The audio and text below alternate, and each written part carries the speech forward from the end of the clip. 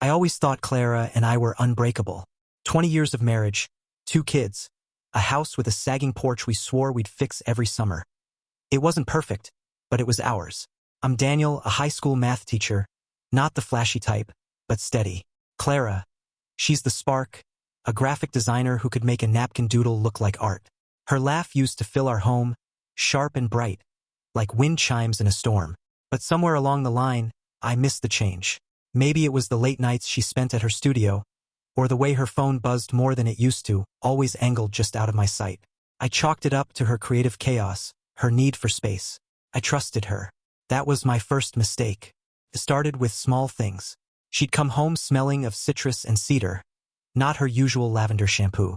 She'd hum tunes I didn't recognize, her eyes distant, like she was living in a world I couldn't enter. I'd ask about her day, and she'd wave me off with a smile that didn't reach her eyes. Just work, Dan. You know how it is. But I didn't. My days were predictable. Grading papers, coaching the chess club, helping our daughter Mia with algebra while our son Ethan practiced guitar upstairs. Clara's world, though, felt like it was slipping away, a tide pulling her to a shore I couldn't see. One evening, I found a receipt in her coat pocket. Dinner for 2 at La Petite Maison, a place we'd never been together. $50 for wine alone. I stood in the laundry room, the paper trembling in my hand, telling myself it was a client meeting. She'd been working with that new ad agency, right? But the date last Thursday when she'd said she was at a team brainstorm gnawed at me. I didn't confront her. Not then. I folded the receipt, tucked it back, and went to bed, her warmth beside me feeling like a lie for the first time. The next week, I started noticing more. Her phone had a new lock code. She'd leave the room to take calls, her voice low, punctuated by soft laughs I hadn't heard in years. I'd catch her staring out the kitchen window, a smile flickering, then vanishing when she saw me. I wanted to believe it was stress, maybe a midlife crisis. Clara was 42, same as me, and we talked about how time was slipping faster than we liked. But this wasn't about time. It was about someone else. I could feel it, like a splinter under my skin, too deep to pull out but impossible to ignore. I started paying attention. Not spying, not yet, just observing. The way she'd linger at her laptop, typing quickly, then snap it shut when I walked by. The new earrings, delicate silver hoops, not her usual chunky style. A gift from a client, she said when I asked, her voice too casual. I nodded, but my gut twisted. Clients don't give gifts like that. Not unless they want something. I lay awake that night, her breathing steady beside me, and wondered who was reaching into our life, pulling her away. I didn't have a name yet, but I would. I promised myself that.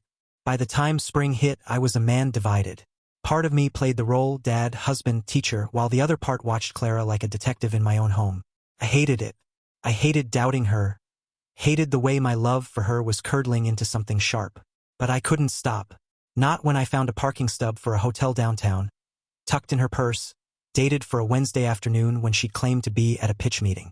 Not when I saw her blush at a text, then delete it before setting her phone face down. I wasn't ready to confront her, not without proof, but I was ready to find it. And when I did, I'd make sure whoever was in her orbit regretted it. The hotel stub burned a hole in my mind. It was from the Meridian, a boutique place downtown with velvet curtains and overpriced cocktails. Clara had never mentioned it, not once. I kept it in my wallet, behind my driver's license, like a secret I wasn't ready to face. I didn't want to be the guy who snoops, who doubts his wife's every move. But the evidence was stacking up, and ignoring it felt like letting go of something I wasn't ready to lose. So I started digging, quietly, telling myself it was to save us, not to destroy her. I began with her schedule. Clara's work was freelance, her hours fluid, but she'd always shared her plans. Client meetings, deadlines, the occasional happy hour with her design crew. Now her calendar was vague. Out for work was her go-to, scribbled on the fridge whiteboard. I cross-checked those days with the receipts, the stubs, the moments she'd come home late. Her hair slightly mussed, her eyes too bright. Patterns emerged. Wednesdays were her busiest work days, often stretching past 9 p.m. I tested it 1 week, texting her at 7. Asterisk home soon? Kids miss you. Asterisk her reply came fast. Asterisk wrapping up a pitch. Be there by 10. Asterisk she walked in at 10:15, smelling of that cedar citrus mix, her lipstick fresh, not smudged. I needed more than hunches. I started checking her laptop when she was in the shower, my heart pounding like I was committing a crime. Her browser history was clean, too clean, like she'd wiped it deliberately. But her email was open once, and I saw a thread with someone named J. Carver. No first name, just initials. The subject lines were bland: project update, follow-up. But the tone was off. Can't wait to see you again, one said. Last time was unforgettable. Another. My stomach churned. I memorized the name, closed the tab, and pretended to grade papers when she came downstairs. Her hair damp, her smile innocent. J. Carver. I rolled the name around in my head, searching for a face. Was it a client? A coworker? I checked her agency's website, but no Carver was listed. I tried LinkedIn, scrolling through profiles, but without a first name, it was a needle in a haystack. Then I remembered her phone. I'd never crossed that line, but one night, when she left it charging in the kitchen, I couldn't resist. The lock code was new, but I tried Mia's birthday. Clara was sentimental like that. It worked. My hands shook as I opened her messages. There it was, J. No last name, just a string of texts. Miss you already, sent 2 days ago. Wednesday works. Same place. From last week. I scrolled up, my throat tight, and saw a photo. A man's hand holding a coffee cup, a silver ring on his pinky. No face, but it was enough to make my blood run cold. I didn't copy anything. I didn't want to be caught, not yet. But I noted the details. Dates, times, the mention of same place. The Meridian, I figured. I drove there the next day just to see it.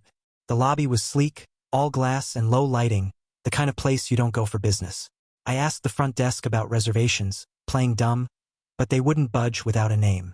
I left, feeling like a fool, but also like I was closing in. I wasn't sure what I'd do when I found him, but I knew it wouldn't be kind. Back home, I kept up the act.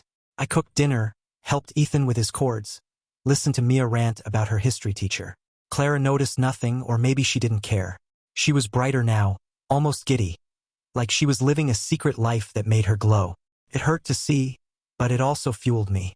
I wasn't just looking for proof anymore. I was building a case. Whoever J. Carver was, he'd walked into my world without permission, and I'd make sure he paid for it. Not with fists, not with shouts, but with something sharper, something that had cut deeper than he could imagine. Living with Clara became a performance.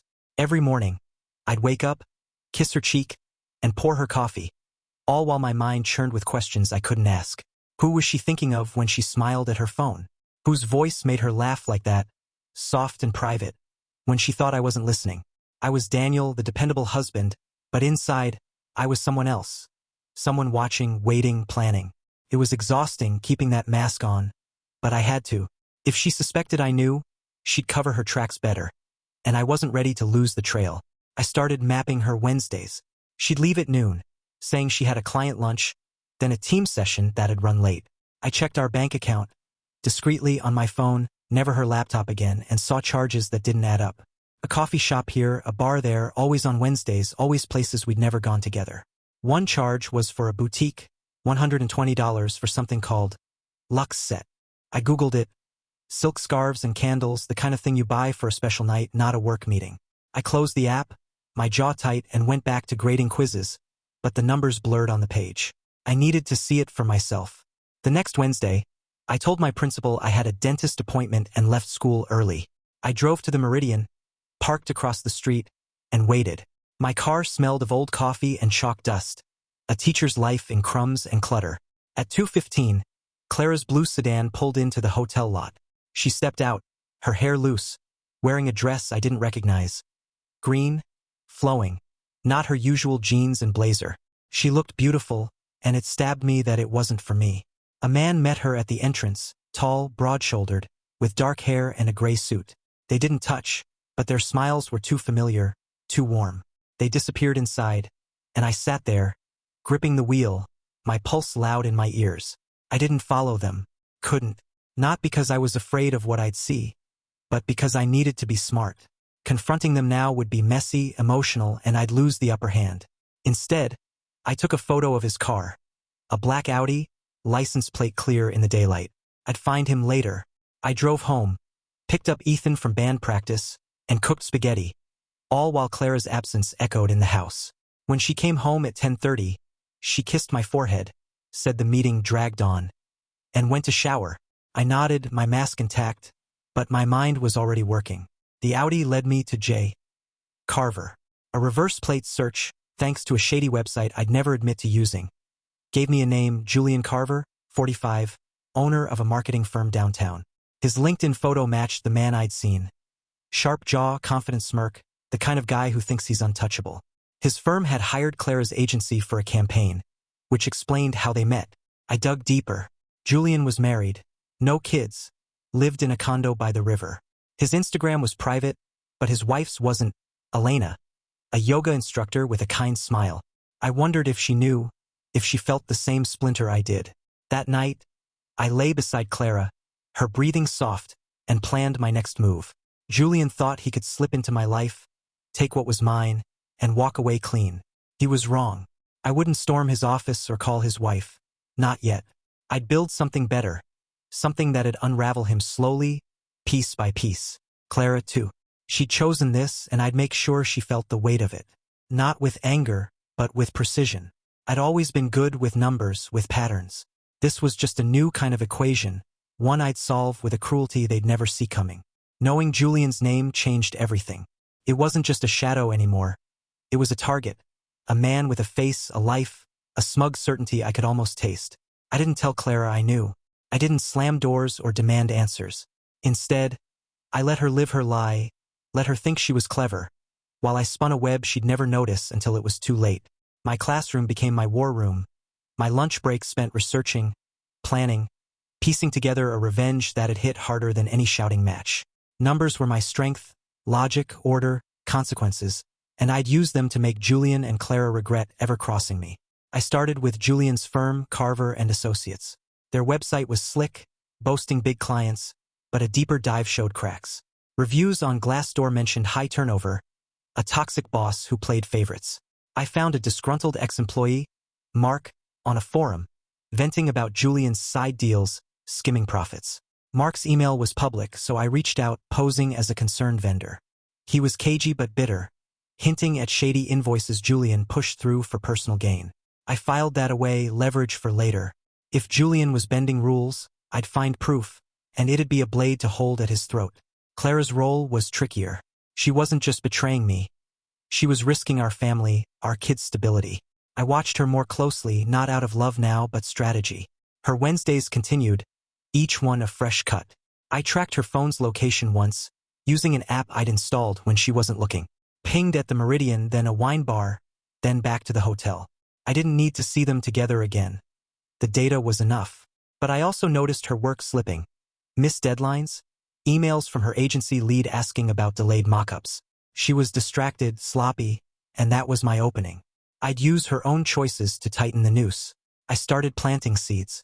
At dinner, I'd mention her agency's pressure. Casual like, heard they're pitching to that big retailer. Hope you're not stretched too thin.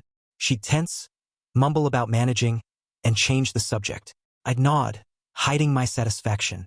Doubt was a slow poison, and I was dosing her carefully. With Julian, I went indirect. I created a fake vendor profile, North Star Supplies, and emailed his firm, quoting absurdly low for office equipment. His assistant bit, scheduling a call. I used a burner number, kept it vague, and got a peek at their budget. Sloppy accounting, just like Mark said. I'd exploit that later. At home, I was the perfect dad. I took Mia to soccer, helped Ethan write a song for his band.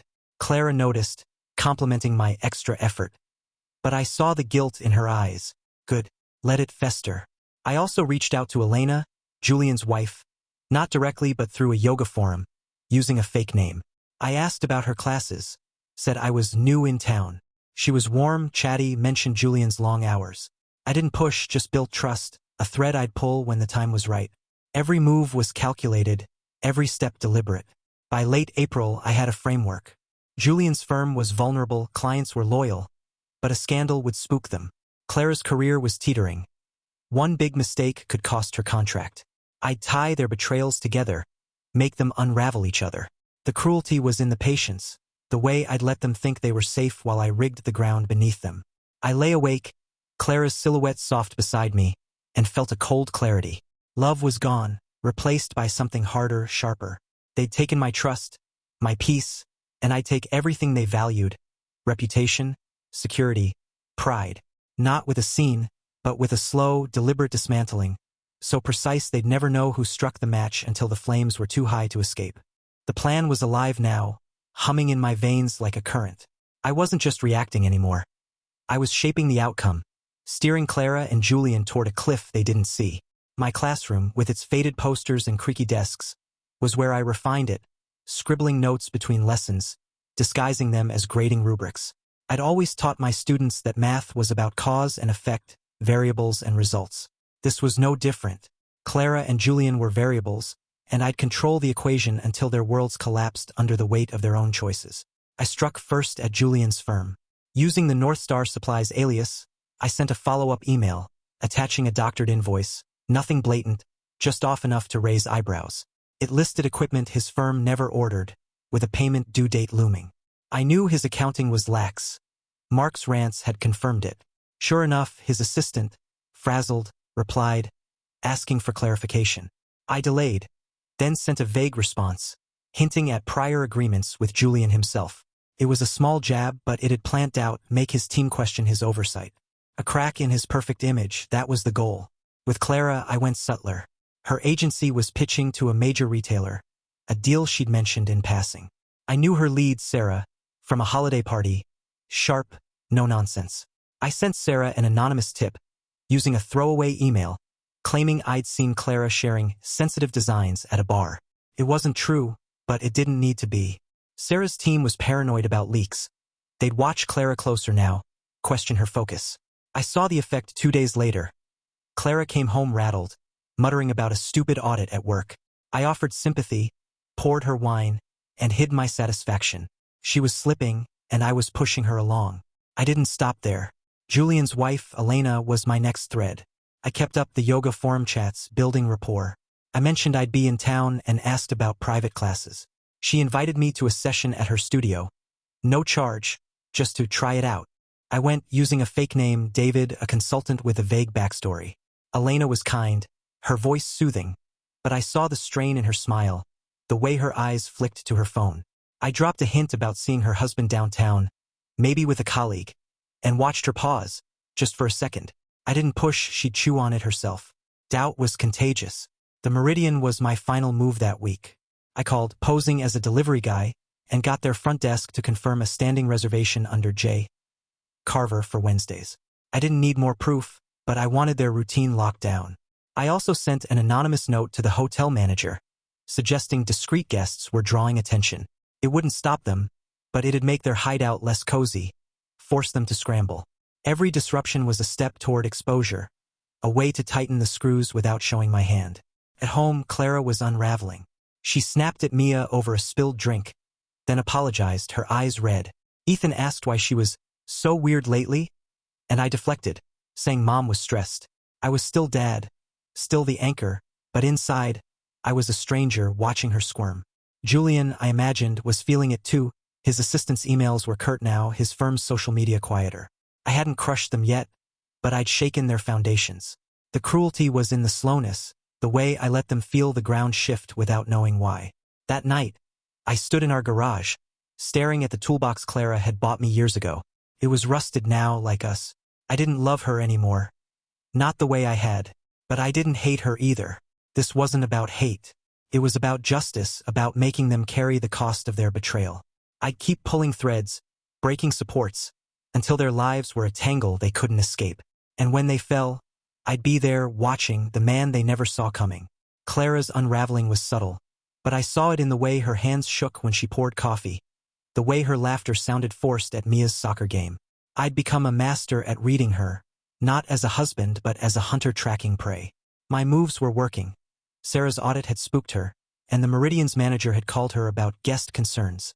Judging by a tense voicemail I overheard, Julian, too, was faltering.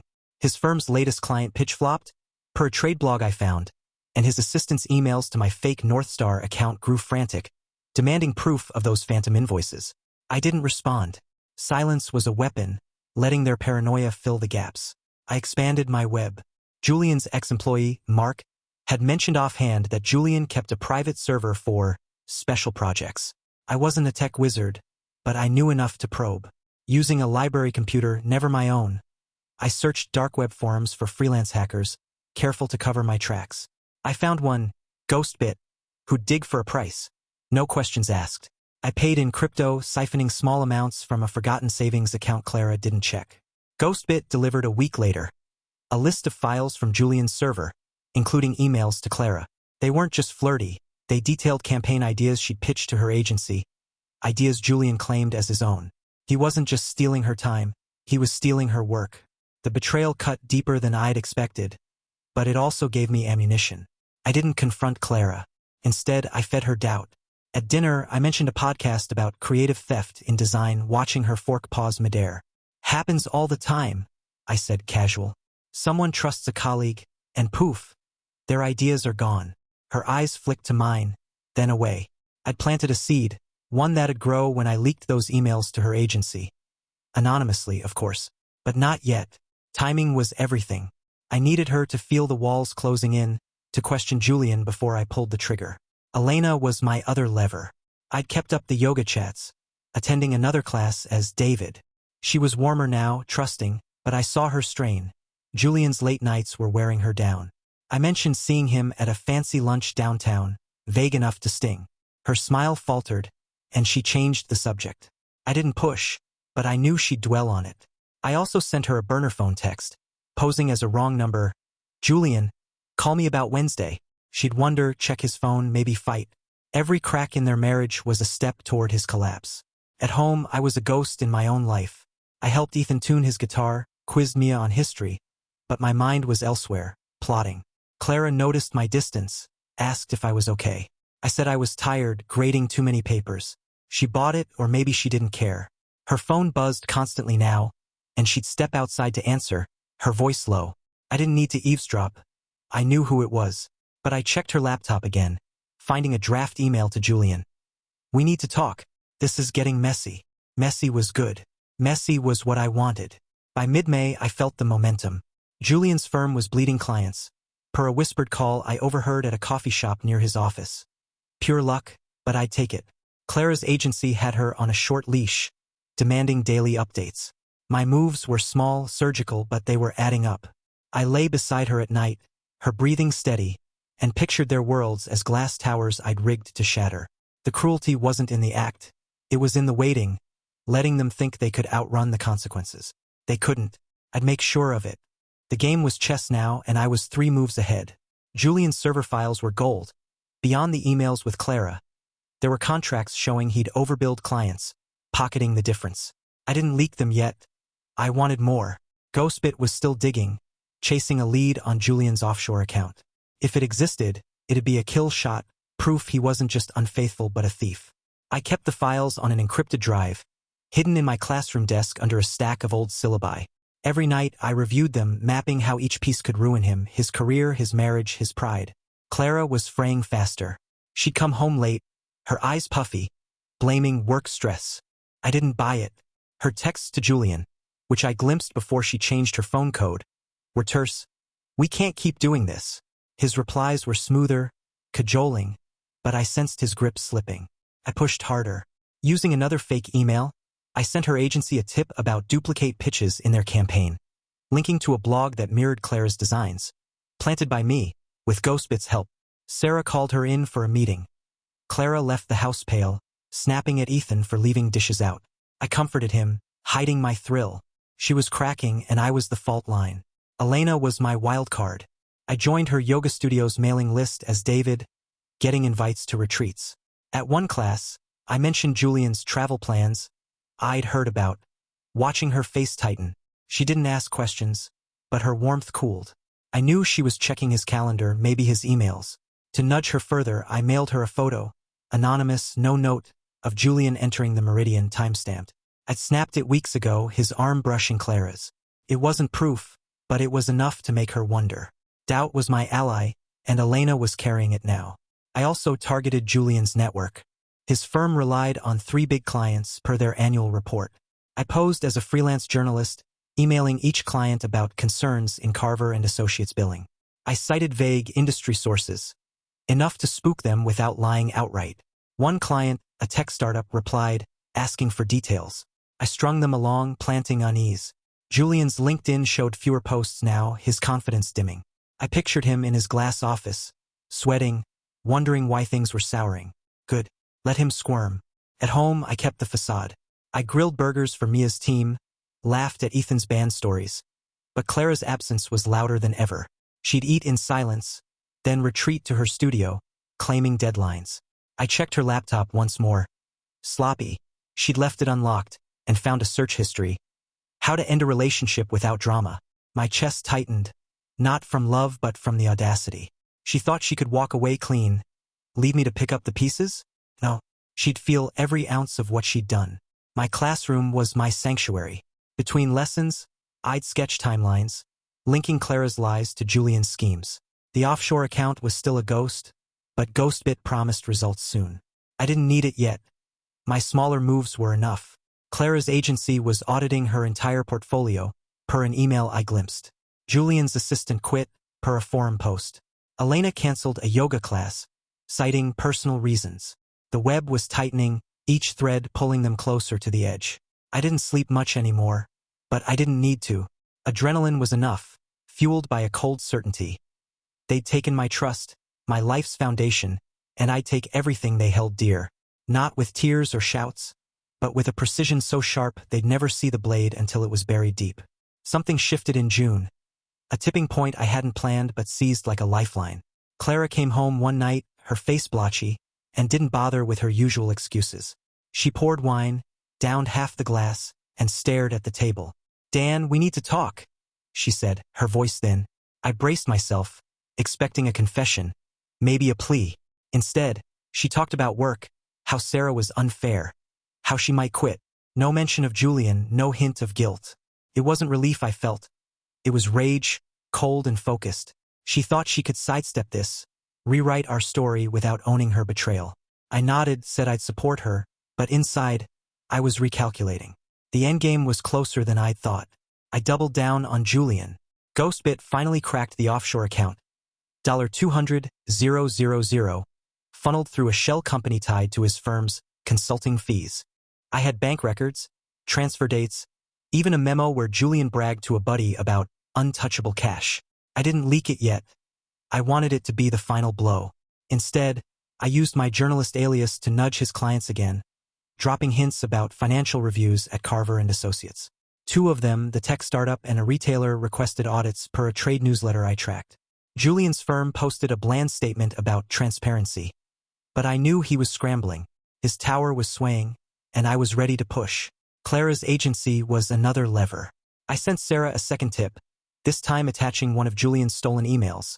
Sanitized, no names, just enough to show Clara's campaign ideas predated his firm's pitch. Sarah replied to Clara in a thread I saw later. "We need to discuss attribution." Clara spent that night in her studio, door locked, music loud to drown out whatever she was feeling. I didn't knock. I didn't care. She'd built this cage, and I was happy to let her sit in it. But I also mailed her a printout, anonymous, of her text to Julian. "This is getting messy." No context, just her words staring back. She'd wonder who knew, who was watching. That was the point. Elena was unraveling too. My photo had done its job, her yoga classes were sporadic now, her social media dark. I stopped by her studio as David, saying I'd be out of town, but wanted to thank her. She looked tired, her kindness strained. "Things are rough," she admitted, then stopped herself. I nodded, left a fake number, and walked away knowing I'd lit a fuse. She'd confront Julian soon, maybe already had. I didn't need to be there to know it had hurt him. Losing her trust would cut deeper than any client loss. At home, I was a machine. I coached Mia through a breakup, taught Ethan a new chord, kept the house running while Clara drifted like a ghost. She noticed my calm, asked if I was too okay. I laughed, said teaching kept me grounded.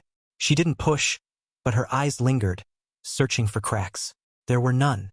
My cracks were buried, forged into something harder. I checked my encrypted drive nightly, updating my timeline. Client audits, agency pressure, Elena's doubts, the offshore account waiting like a guillotine. Every piece was in place, but I held back, savoring the buildup. The cruelty was in the control. Clara thought she could quit her job, maybe leave Julian, and start fresh. Julian thought he could charm his way out of audits, keep his empire intact. They were wrong. I'd let them climb just high enough to think they'd escaped, then pull the ground out. I lay awake, Clara's silhouette faint in the dark, and felt a strange peace. Not joy, not anger, just certainty. They'd taken my life's warmth, its trust, and I'd take their futures, piece by calculated piece, until they had nothing left to hold. Clara broke first, and it wasn't what I expected. She came home late, rain-soaked, her mascara streaked. I was in the kitchen, chopping onions for chili, when she dropped her bag and started crying. Not soft tears, but raw, choking sobs. Mia and Ethan were upstairs, music blaring, so they didn't hear. I put down the knife, my face neutral, and asked what was wrong. She didn't look at me, just clutched the counter and said, "I've messed everything up, Dan. Everything." My pulse quickened, not from hope, but from opportunity. This was it, the moment her walls crumbled. But I didn't push. I handed her a towel, said, "Tell me when you're ready," and went back to chopping. Inside, I was electric. She didn't confess, not fully. She talked in circles. Work pressure. Feeling lost. Missing us. No mention of Julian, but his shadow was there, in the way she avoided my eyes. I listened, nodding, playing the husband she thought I was. When she said she needed time to figure things out, I agreed, calm as stone. "Take what you need," I said, knowing time was my ally, not hers. She went to bed early, leaving her phone on the counter. I checked it, new code, but her email was open on her laptop later. A draft to Julian. "It's over. I can't do this anymore. Sent 2 hours ago." No reply. I smiled just for a second. The dominoes were falling. Julian was next. His firm lost the tech startup, per a press release I found at 1 a.m., hunched over my classroom computer. The retailer was waffling too, delaying payments. My journalist alias got a reply from their CFO, asking for more on those billing concerns. I sent a vague promise of documents, keeping them hooked. The offshore account was my ace. Ghostbit had traced it to a Cayman bank, with transfers linked to Julian's personal email. I drafted a tip to the IRS, anonymous, but held off. I wanted his clients gone first, his reputation gutted, so when the feds came, he'd have nothing left to fight with. Elena was moving faster than I'd planned. A mutual friend of theirs posted on a local forum. Gossip, really, saying she'd moved out, rented a studio across town. I didn't need to check. I knew my photo had tipped her over. I sent her one last nudge. A burner text posing as a concerned friend, saying I'd seen Julian with someone at a bar. No reply, but I didn't need one. She was done, and Julian was alone now, his charm useless. I pictured him in his condo, glass in hand, realizing how small his world had become. It wasn't enough, not yet, but it was close. Clara's agency called her in again. I heard her on the phone, voice tight, promising to clear things up. My tip about the duplicate pitches had worked.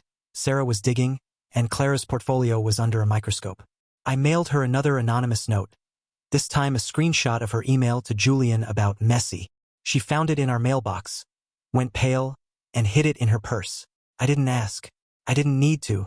She was paranoid, jumping at every creak, and I let her stew, knowing she'd crack again soon. I was untouchable now. Mia and Ethan leaned on me, sensing Clara's distance but not asking why. I was their rock, their dad, while she was a stranger in our home. My classroom was my fortress, my encrypted drive, my arsenal. I didn't feel guilt, only purpose. Clara thought she could end it, walk away with tears and apologies. Julian thought he could rebuild, charm his way back. They didn't see me. Not the real me, the one who'd taken their lies and forged them into a trap. I'd wait just a little longer, then spring it, and they'd learn what betrayal really cost. The end was near. I could taste it, sharp and metallic, like blood in the air. Clara was a shell, her studio a bunker where she hid from me, from the kids, from herself. She'd stopped going to the Meridian, per her phone's location, which I checked one last time before she changed her code again. Julian hadn't texted her back. Not since her "it's over" email. I knew why. His world was imploding. The retailer pulled out, per a trade tweet I found, citing trust issues. His firm's stock photo post screamed desperation, and a forum post from an intern hinted at layoffs. My moves had carved him hollow, and I was ready to finish it. I wove the final threads. The IRS tip went out, a detailed PDF with Ghostbit's bank records, Julian's emails, and a timeline of his transfers. I sent copies to his remaining client and the trade blog, anonymous but credible. The feds wouldn't move fast, But the client would. Reputation was everything, and Julian's was toxic now. I also leaked the Clara emails to Sarah, the ones showing Julian stole her ideas.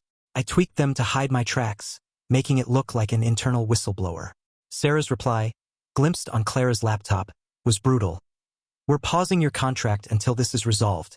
Clara didn't tell me, but I saw her pack a bag, saying she'd visit her sister. I let her go. She'd run, but not far. Elena was gone for good, per a yoga forum post. She'd filed for divorce, citing irreconcilable differences. I didn't need to nudge her anymore. She'd seen enough. But I sent Julian a final gift. A burner phone photo of him and Clara at the Meridian, mailed to his office with no return address. He'd know someone was watching, someone who'd peeled back his lies. I pictured him opening it, his smirk gone, his hands shaking. It wasn't the end, but it was close, a prelude to the ruin I'd orchestrated. At home, I was steady. Mia asked why Mom was so sad, and I said work was tough. We'd get through it. Ethan wrote a song, played it for me, and I clapped, hiding the storm inside. Clara's absence was a relief. No more pretending, no more masking my disgust. I cleaned her studio, not out of kindness but to catalog her life. Sketches, receipts, a scarf that smelled of cedar. I kept the scarf, a reminder of what she'd chosen. The kids didn't need her now. They had me, and I'd protect them from her wreckage. My classroom was quiet, exams looming, but I worked late, finalizing my plan. The IRS would dig, the client would bolt, and Sarah would fire Clara. Her contract was toast, her reputation shot. Julian would face lawsuits, maybe jail, his name mud. They'd have nothing, no careers, no trust, no future. I didn't need to see their faces when it hit. I'd know, and that was enough. The cruelty was in the scope, the way I'd dismantled their lives without raising my voice. They'd betrayed me, taken my foundation, and I'd taken their everything, thread by thread. I stood in our garage that night, the toolbox rusted but solid. Like me. Clara's bag was still by the door. She'd be back, thinking tears would fix it. Julian was probably drinking alone, his condo empty. They thought they'd played me, but I'd played them slow and deliberate, until their worlds were ash. I didn't feel triumph, just clarity. 5 parts left to this story, 5 final moves to seal their fates. I'd make them feel every step, every fall, until they understood what it meant to cross a man who'd loved them once. A man who'd learned to carve justice from pain. Clara came back from her sister's after 3 days, her eyes hollow, her suitcase heavier than when she'd left. She tried to play normal, kissed Mia's forehead, asked Ethan about his band, but I saw the fracture in her, the way her hands fidgeted when her phone stayed silent. I didn't ask where she'd been. I didn't need to. My web was closing and she was caught, whether she knew it or not. Julian's silence was my doing. His firm was in freefall, and I'd made sure Clara felt the ripples. I cooked dinner, smiled through her small talk, and let her think she had time to fix things. She didn't. Julian's ruin was public now.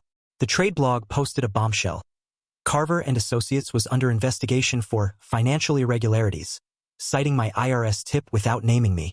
His last client, a logistics giant, severed ties, per their press release, and LinkedIn buzzed with ex-employees spilling dirt.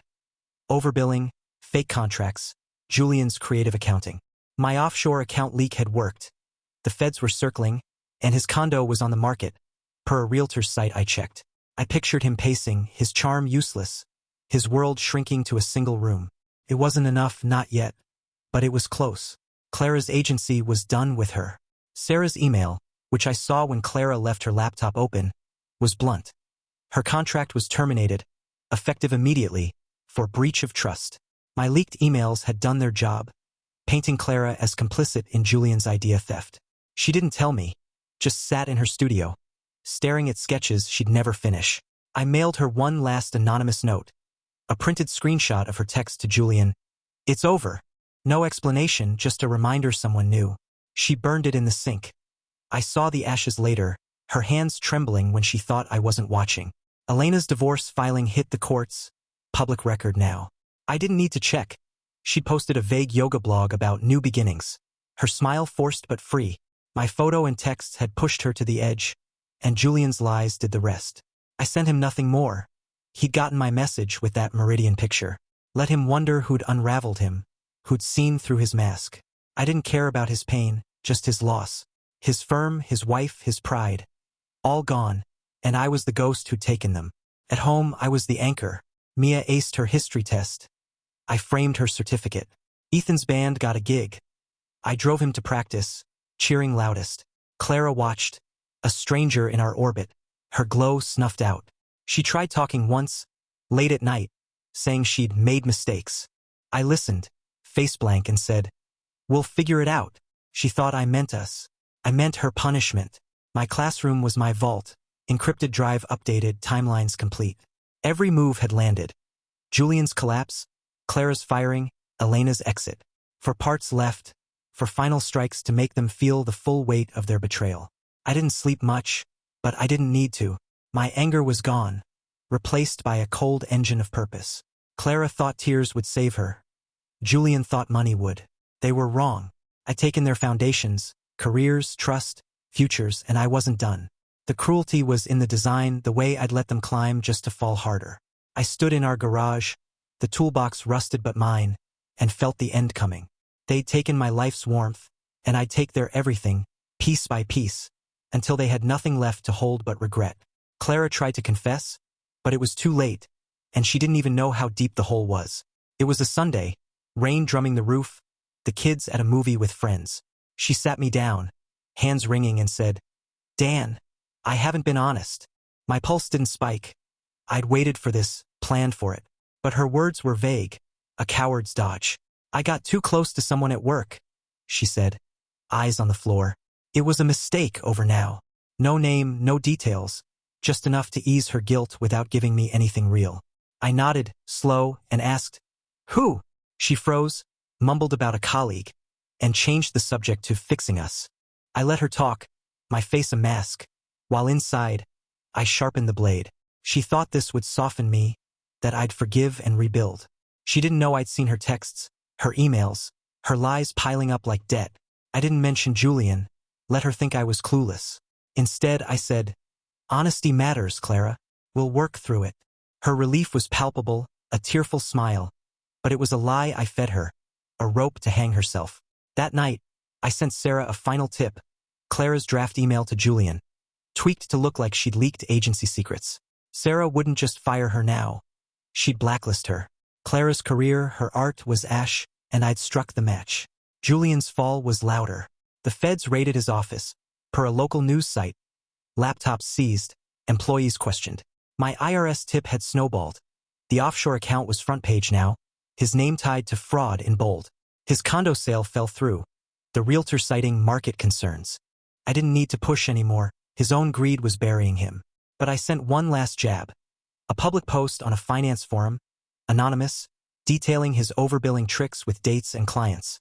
His ex-employees piled on, and the thread went viral, shared by industry insiders. Julian Carver was a pariah, and I was the shadow who'd lit the fuse. Elena was thriving, her yoga studio packed, per a local ad. I didn't contact her. She'd moved on, and my work there was done. But Clara felt her absence. I knew, because Julian's divorce was gossip at her old agency. I overheard her on the phone, voice low, asking a friend if Julian was okay. He wasn't, and she'd learn soon enough. I kept my routine, school, kids, dinners, while Clara drifted, her studio untouched, her sketches gathering dust. Mia asked why Mom was so quiet. I said she was tired. Ethan didn't ask. He saw her distance and leaned on me instead. I was their world now, and Clara was fading. My classroom was my command center one last time. I burned my encrypted drive, data copied to a cloud no one could trace. Ghostbit was paid off, their trail erased. Every thread was tied. Julian's ruin was sealed. Clara's career was gone, their lies exposed. 3 parts left, 3 final moves to make them feel the cost. I didn't need their tears, just their understanding. That they'd crossed a man who'd loved them, trusted them, and learned to carve justice from betrayal. I stood in our backyard, rain soaking my shirt, and felt the endgame closing. They'd taken my peace, and I'd taken their futures, with a precision so cold it burned.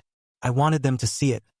Their ruin not just felt but displayed, a mirror to their betrayal. Julian's came first, and it was brutal. The trade blog ran a follow-up. Carver and Associates was bankrupt, office shuttered, Julian named in a class action suit by ex-clients. My forum post had sparked it, amplified by his own paper trail, those overbilled contracts, that offshore account. Social media tore him apart. A viral thread called him the Madoff of marketing. His LinkedIn photo mocked in memes. I didn't post, didn't comment, just watched my coffee cold, as his name became a warning. He'd moved to a cheap rental per a property record I found, his condo a memory. No wife, no firm, no respect. Julian was nothing, and I'd made it so. Clara's fall was quieter but sharper. Sarah's blacklist spread. Her agency friends ghosted her. Per a call I overheard. A design forum, one she'd loved, banned her after my tip about her leaked emails surfaced anonymously. Her portfolio was tainted. No one would touch her work. She tried freelancing, sent desperate pitches I saw on her laptop, but replies were curt or non-existent. I didn't gloat. I didn't need to. She'd come home, force a smile for the kids, then hide in her studio, sketching nothing. One night, she left a drawing out. A broken bridge, half-finished. I burned it when she wasn't looking. Her art was her soul, and I'd starved it, piece by piece. I made it public for them both. A local news site ran a creative scams exposé, seeded by my anonymous tips. It didn't name Clara outright but described a designer who'd fed ideas to a fraudulent firm, costing jobs and trust. Julian was the star, his fraud laid bare, but Clara's shadow was there, her career tied to his collapse. She saw it. I left the article open on our tablet. She read it, went pale, and didn't speak for hours. Julian, I knew, would see it too, maybe in his dingy apartment, scrolling on a cracked phone. They'd know someone had orchestrated this, someone who'd seen their lies and turned them into headlines. The kids felt the strain but not the truth. Mia asked why Mom wasn't drawing. I said she needed a break. Ethan noticed her silence, wrote a song about fading lights, and played it for me, not her. I kept them close, their trust my anchor while Clara drifted. She tried talking again, saying she'd fix things. But I cut her off. Focus on the kids. She nodded, thinking I cared. I didn't. My care was for Mia and Ethan, for the life I'd rebuild without her weight. She'd betrayed us all, and I'd make sure she carried that alone. My classroom was empty now, summer looming. I cleared my desk. No trace of my plans left. Ghostbit was gone, my aliases deleted, my tracks invisible. 2 parts remained, 2 final strikes to seal their fates. Julian's lawsuit would bury him, but I'd add one last twist. Clara's isolation was nearly complete, but I'd make it absolute. The cruelty was in the exposure, the way I'd strip them bare for the world to judge. I walked home, the article's headline in my mind, and felt a flicker of something. Not joy, but justice. They'd taken my trust, my warmth, and I'd taken their names, their lives, with a hand so steady they'd never trace it back. Julian's final blow was personal, and I savored it. His lawsuit was grinding forward, but I wanted more. Not just his money gone, but his story rewritten. I'd kept one file from his server, a draft pitch he'd sent to a client, bragging about cutting corners to maximize profit. It was arrogant, sloppy, pure Julian. I leaked it to the class action lawyers, anonymous, with a note. He thought he'd get away with it. They used it in court, per a legal blog, painting him as a grifter who'd laughed at his client's trust. The judge froze his accounts, and a gossip site ran a photo. Julian leaving court, head down, no smirk left. I didn't need to see him break. I knew he was broken, a man who'd lost everything because he dared to touch my life. Clara's twist was crueler because it was intimate. She'd started job hunting, thinking she could claw back. I let her try, let her send resumes, but I'd already mailed key firms, anonymous, always her leaked emails and the news article. No one replied. Her name was poison now. Then I struck deeper. She'd kept a journal, hidden in her studio, full of guilt about Jay and hurting Dan. I scanned it, sent excerpts to her old agency friends, no names attached, just enough to shame her. One friend, Lisa, called her out publicly on a design chat. Some people don't deserve second chances. Clara stopped going online after that. I saw her delete her profiles, her digital life erased, and felt nothing but balance. She'd erased our trust, so I erased her world. The kids were my shield. Mia joined a summer camp. I volunteered as a coach, cheering her goals. Ethan's band played a festival. I filmed it, sent it to his grandparents. Clara tagged along once, silent, a guest in their joy. She didn't know I told them, vague, gentle, that Mom needed space, that I was their rock. They didn't ask her for much now, and she felt it, her role shrinking. I didn't need to push her out. She was doing it herself, her guilt a weight I'd sharpened. One night, she packed another bag, said she'd stay with her sister again. I nodded, said, "Do what's best." She thought it was kindness. It was permission to fall. Julian was a footnote now, no firm, no money, no name. A blog mentioned he'd left town, maybe to start over. He wouldn't. I'd made sure his shadow followed him. Those leaks a stain no charm could wash out. Clara was closer but farther.